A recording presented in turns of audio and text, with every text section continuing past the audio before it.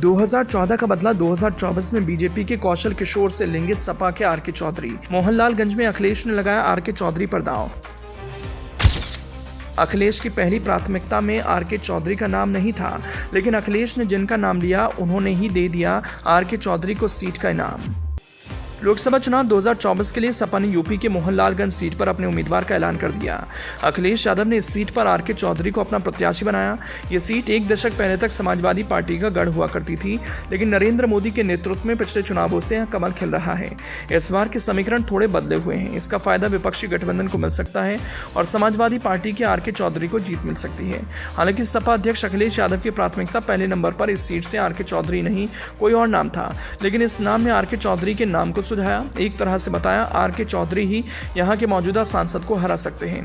कहा जा रहा है आर के चौधरी को सपा की ओर से मैदान में उतारने के कारण मोहनलालगंज से बीजेपी के मौजूदा सांसद को टेंशन है।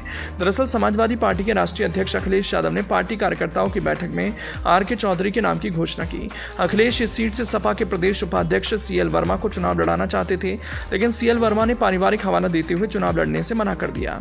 सीएल वर्मा के चुनाव लड़ने से इनकार करने के बाद आर के चौधरी को सपा ने प्रत्याशी बनाया।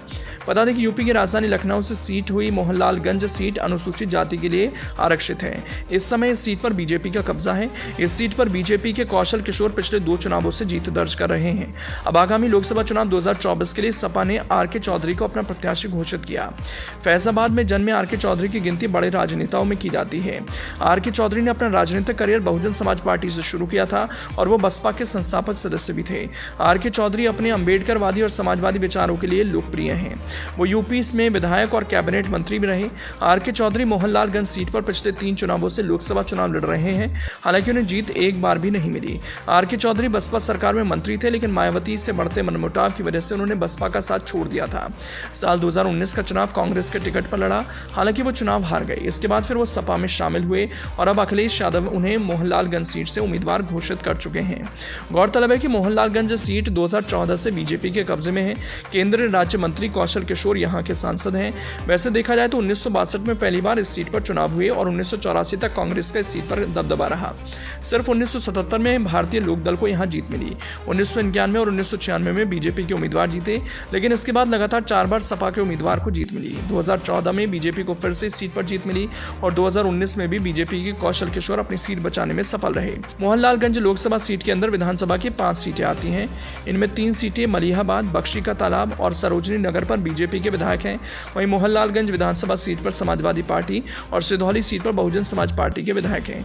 जातीय समीकरण की बात करें तो इस क्षेत्र में कुल आबादी 26,95,769 है।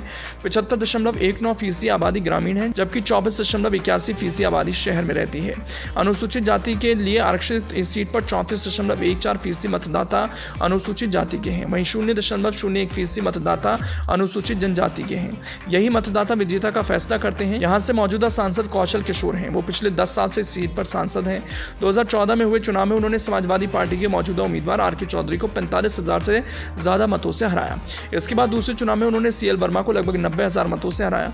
अब 2024 में 2014 में मिली हार का बदला लेने के लिए एक बार फिर से बीजेपी के कौशल किशोर के सामने होंगे सपा के आर के चौधरी।